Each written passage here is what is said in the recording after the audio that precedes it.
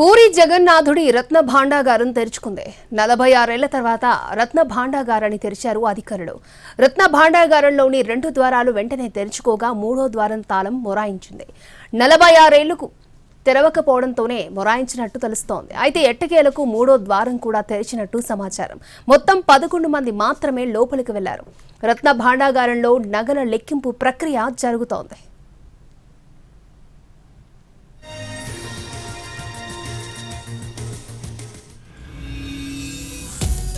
1978లో రత్న భాండాగారాన్ని తెరిచినా పూర్తిగా లెక్కించలేదు.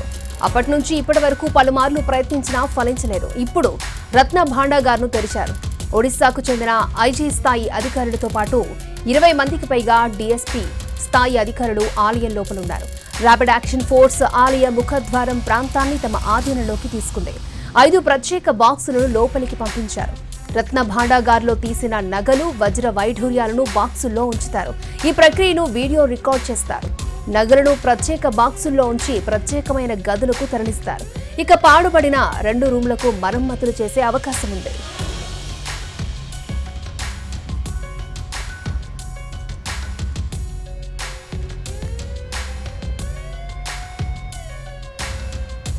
ముహూర్తం ప్రకారం 1:28 రత్న భండార్ తెరిచారు. ఒడిశాకు చెందిన ఎస్డీఆర్ఎఫ్ తో పాటు ర్యాపిడ్ యాక్షన్ ఫోర్స్ ఆలయం ముందు భారీగా మోహరించారు.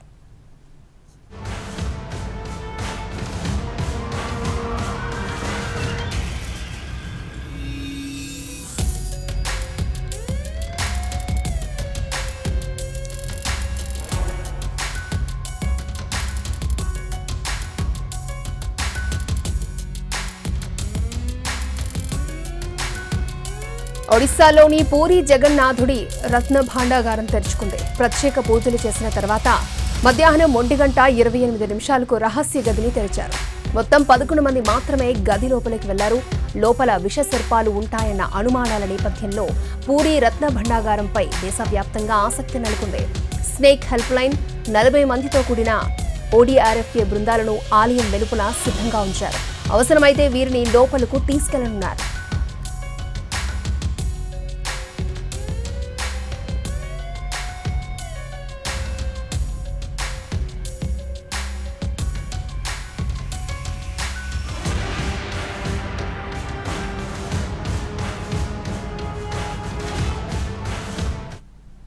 రత్న భాండాగారాన్ని చివరిసారిగా 46 ఏళ్ల క్రితం 1978లో తెరిచారు. పూర్వం 3 ఏళ్లు లేదా 5 ఏళ్లకొకసారి ఈ గది తలుపులు తెరిచి సంపద లెక్కించేవారు. చివరిసారిగా 1978లో లెక్కించగా 70 రోజులు పట్టింది. అప్పట్లో కొన్నింటిని వదిలేయడంతో లెక్కలపై సందేహాలున్నాయి. ఈ నేపథ్యంలో హైకోర్టులో దాఖలైన పిటిషన్పై విచారణ జరిపిన న్యాయస్థానం రత్న భాండాగారం తెరిచి సంపద లెక్కించాలని ఆదేశించింది. సుప్రీంకోర్టు కూడా దీన్ని సమర్థించింది. రహస్య గదులు జీర్ణావస్థకు చేరి వర్షపు నీరు లీక్ అయి గోడలు బీటులు వారుతున్నందున మరమ్మతులు చేయాలని కోర్టులు 2018లోనే పురావస్తు శాఖను ఆదేశించారు.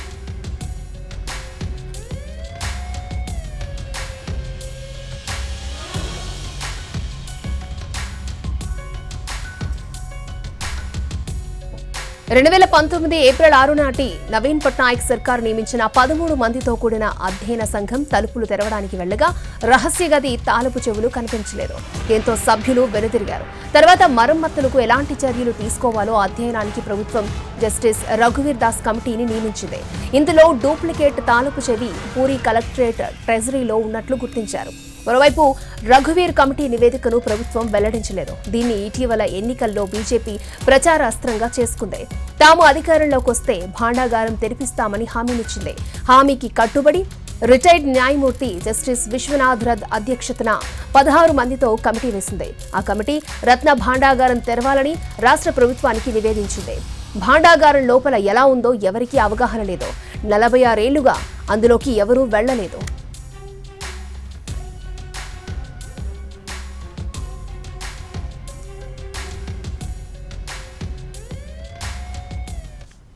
పూరి జగన్నాథ ఆలయ ఖజానా ద్వారాలు తెరుచుకున్నాయి. ఆలయ రత్న భండాగారంలోని స్వామివారి సంపద లెక్కింపు కొనసాగనుంది. అయితే పూరి జగన్నాథుని రత్న భాండాగారంలోని సంపదను లెక్కించడానికి ఎన్ని రోజులు పడుతుందో చెప్పలేమని కమిటీ అంటోంది. 1978లో స్వామి ఆభరణాల లెక్కింపును ప్రయత్నించారు. అయితే కొంతమేర మాత్రమే లెక్కించగలిగారు. కొన్నింటి విలువ కట్టడం నిపుణులకే సాధ్యం కాలేదు. అందుకే 70 రోజులకు పైగా పట్టింది.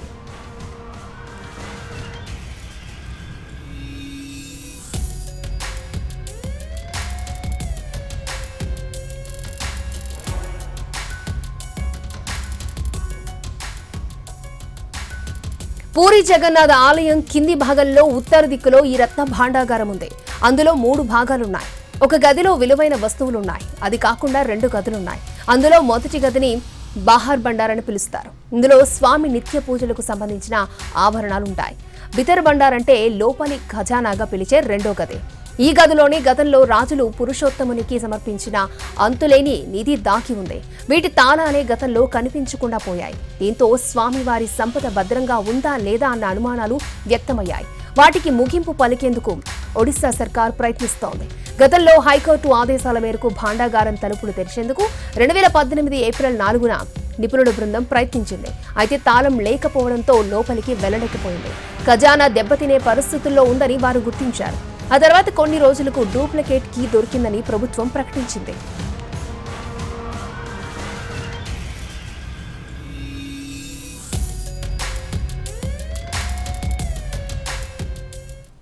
చాలా ఏళ్ల క్రితమే 3వ తాళం చెవి మిస్ అయినట్లుగా బయటపడింది. అప్పటి నుంచి భక్తుల్లో ఆందోళన పెరిగిపోయింది. అసలు స్వామివారి సంపద సేఫేనా అన్న అనుమానాలు తలెత్తాయి. దీంతో అప్పటి నవీన్ పట్నాయక్ ప్రభుత్వం దీనిపై విచారణకు కమిటీని ఏర్పాటు చేసింది. సుదీర్ఘ విచారణ తర్వాత ఆ కమిటీ నివేదికను సమర్పించింది. అయితే ఆ నివేదికను ప్రభుత్వం తొక్కిపట్టింది.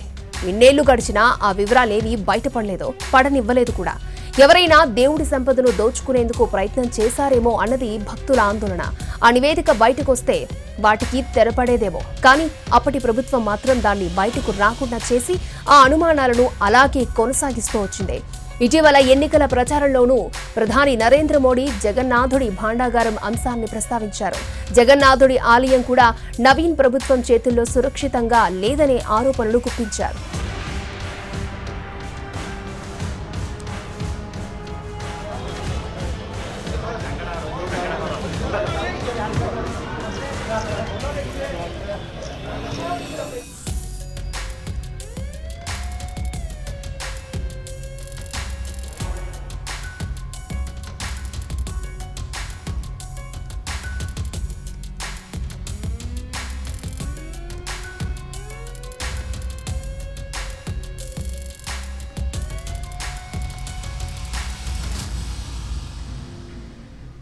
నిజానికి హైకోర్టు ఆదేశాలతోనే ప్రభుత్వం రత్న భాండాగారం రహస్యం తెరిచేందుకు సిద్ధమైంది. డూప్లికేట్ కీ దొరికినా గది ఎందుకు తెరవడం లేదని విపక్షాలు ప్రభుత్వాన్ని నిలదీశాయి. చివరకు కొత్తగా ఏర్పడిన బీజేపీ ప్రభుత్వం రత్న భాండాగారం తెరిపించింది. గతంలో నవీన్ పట్నాయక్ ప్రభుత్వం ఏర్పాటు చేసిన కమిటీని రద్దు చేసి కొత్త కమిటీని నియమించింది. ఆ బృందమే ఖజానాను తెరిచింది.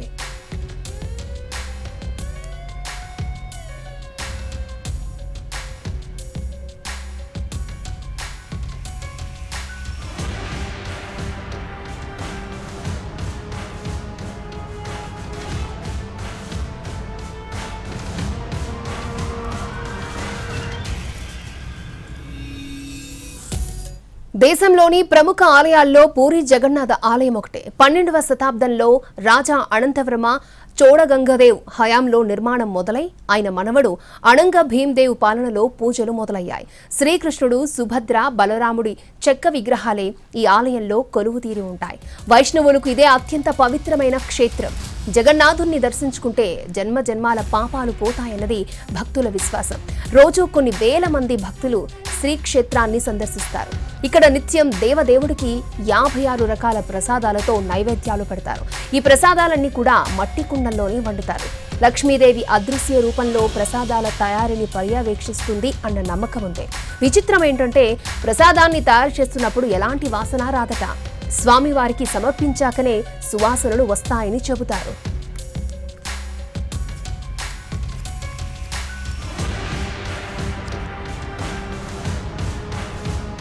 పూరి జగన్నాథ ఆలయంలో సంప్రదాయాన్ని చాలా నిష్ఠగా పాటిస్తారు. దేవదేవుని సేవలో చిన్న తప్పు కూడా జరగనివ్వరు. అలా చేస్తే స్వామివారి ఆగ్రహానికి గురవుతామని భయం. అంతెందుకు ఆలయ శిఖరంపై పతాకాన్ని కూడా రోజు మార్చాల్సిందే. తుఫాన్ వచ్చినా 100 కిలోమీటర్లకు పైగా వేగంతో గాలులు వీస్తున్నా సరే పతాకాన్ని మార్చాల్సిందే. 800 ఏళ్లుగా ఈ సంప్రదాయం కొనసాగుతోంది. ఒక్కరోజు ఆలయ శిఖరంపై పతాకాన్ని మార్చకపోయినా ఆలయాన్ని 18 ఏళ్లు మూసేయాలి అంటారు. అందుకే ఎలాంటి రక్షణ చర్యలు తీసుకోకుండానే రోజు ఆలయ పూజారి ఒకరు శిఖరంపైకెక్కి పతాకాన్ని మారుస్తారు.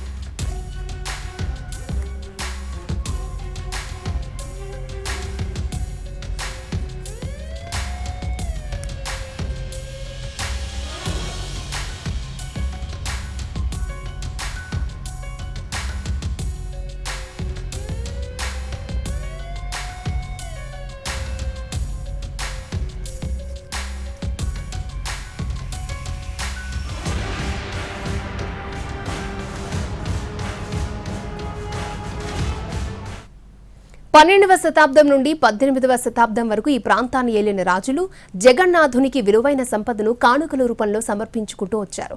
బంగారం, వెండి, వజ్ర వైఢూర్యాలు ఇలా వెలకట్టలేని సంపదను స్వామికి సమర్పించారు. వీటన్నింటినీ 3వ గదిలో దాచారు. రత్నాలు, స్వర్ణ కిరీటాలు, ధనుర్బాణాలు, వజ్ర వైఢూర్య, గోమేదిక, పుష్యరాగాలు, కెంపులు, రత్నాలు, పగడాలు రాసులు రాసులుగా పోసి ఉన్నట్లుగా గతంలో బ్రిటిషర్లు గుర్తించారు.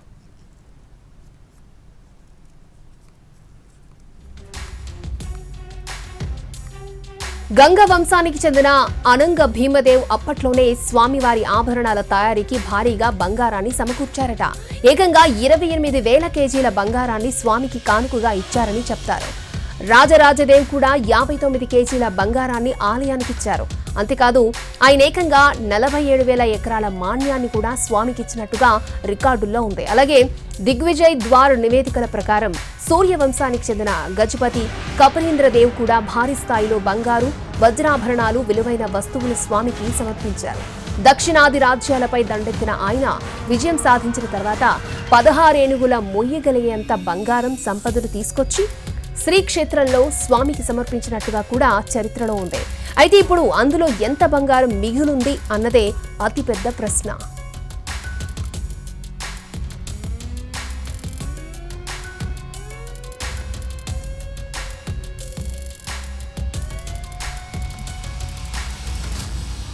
పంతొమ్మిది 1926లో గజపతి రామచంద్రదేవ్ జగన్నాథ ఆలయ పాలనాధికారిగా బాధ్యతలు తీసుకున్నారు. అప్పటి నుంచి వచ్చిన ప్రతి కానుకకు ఆయన రసీదు ఇవ్వడం మొదలుపెట్టారు.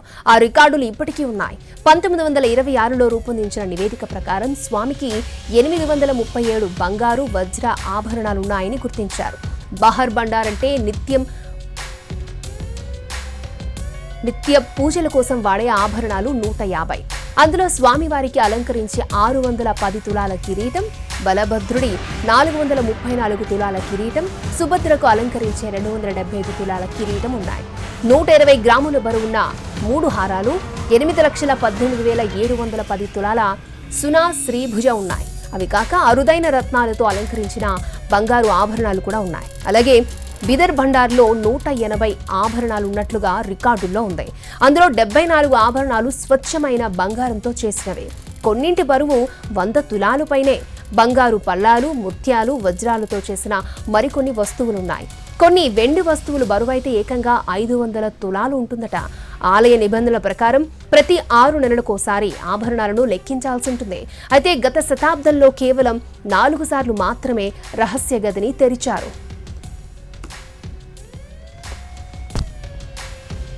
రత్న భాండాగారంలోని బితర్ భండార్ అంటే 2వ గదికి 3 తలుపులుంటాయి. ఒక్కో తలుపుకు ఒక్కొక్క తాళం ఉంటుంది. వీటిలో ఒకటి గజపతి రాజుల వద్ద, మరొకటి దేవాలయ పాలనాధికారుల వద్ద, మూడోది ఆలయ ప్రధాన అర్చకుడి వద్ద ఉంటుంది. 3 ఉంటేనే 3వ గదిని పూర్తిగా తెరవడం సాధ్యమవుతుంది. దశాబ్దాలుగా తెరవని 3వ గదిని ఇవాళ మధ్యాహ్నం 1:28 తెరిచారు. అయితే 3వ తాళం మొదట మొరాయించింది. కానీ ఎట్టకేలకు దాన్ని కూడా తెరిచినట్టు సమాచారం అందుతోంది. రత్న భాండాగారంలోని రహస్య గదిగా పిలుస్తోన్న 3వ గది కింద ఓ సొరంగ మార్గం కూడా ఉందని, దాని ద్వారా వెళ్తే మరిన్ని గదుల్లోకి వెళ్లొచ్చని, వాటిల్లోనూ అంతులేని ధనరాశులు నిక్షిప్తమై ఉండొచ్చు అన్న అనుమానాలు ఉన్నాయి.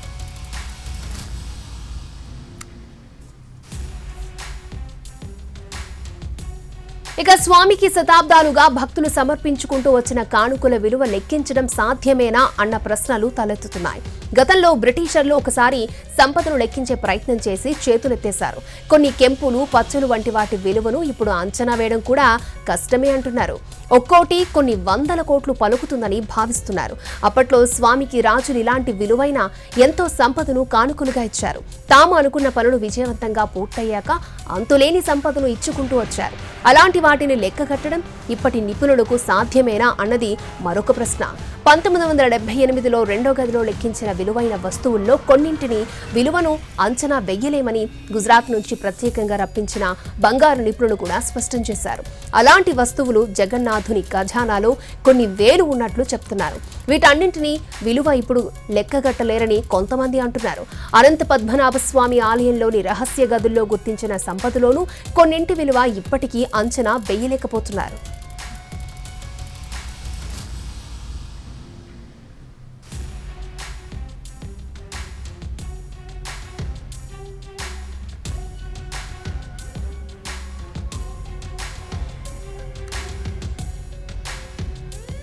పంతొమ్మిది 1978లో స్వామివారి సంపద లెక్కించే ప్రయత్నాలు జరిగాయి. ఓ గదిలో సంపదను కొంతమేర లెక్కించారట.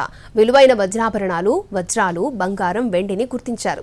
కొన్ని వస్త్రాల్లో చుట్టి చెక్కపెట్టెల్లో వాటిని ఉంచినట్లు ఆలయ మాజీ నిర్వాహకులు రవీంద్ర నారాయణ మిశ్రా అన్నారు.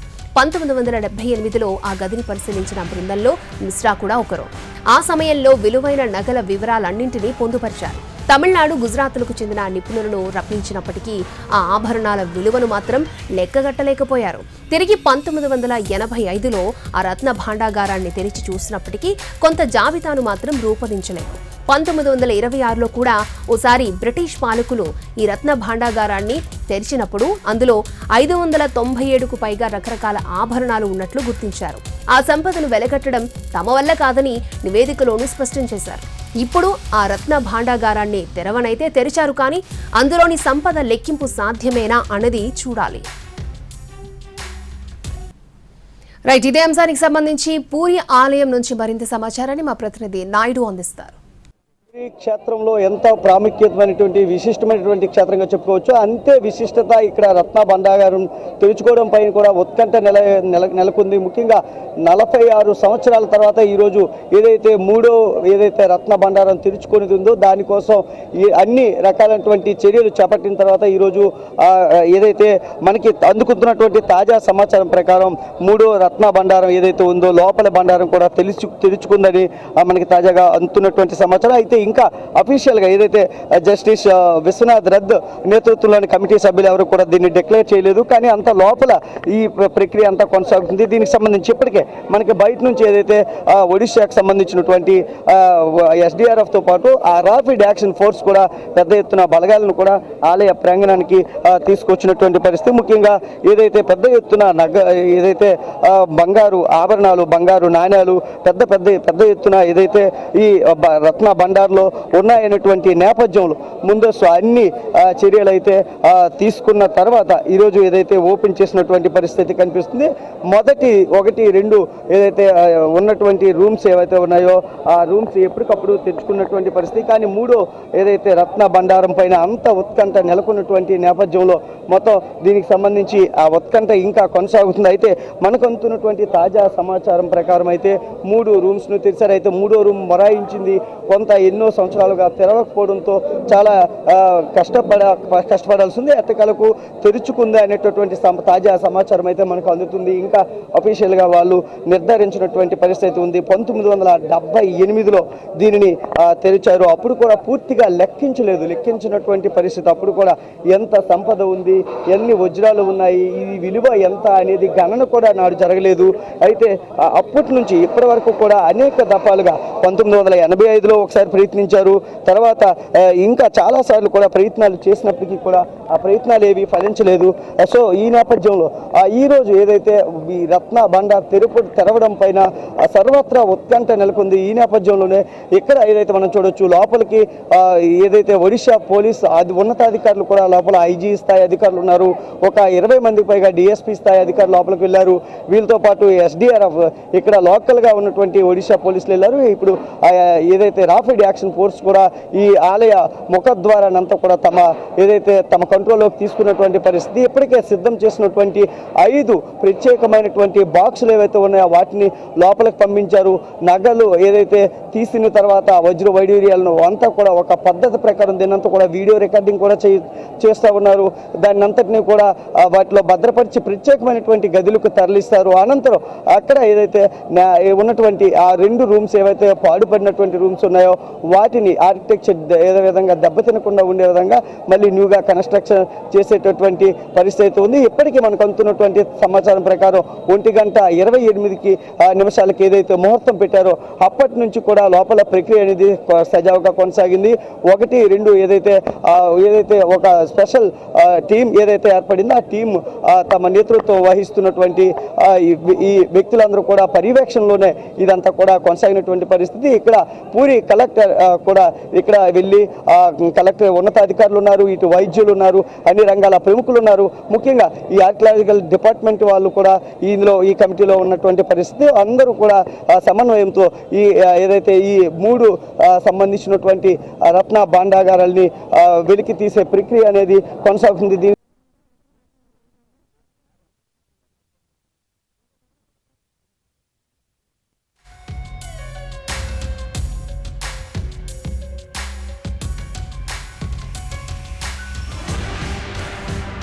రత్న భాండాగారం తెరిచిన అధికారులు బయటకొచ్చాక అన్ని వివరాలు తెలుస్తాయన్నారు ఒడిశా మంత్రి పృథ్వీరాజ్.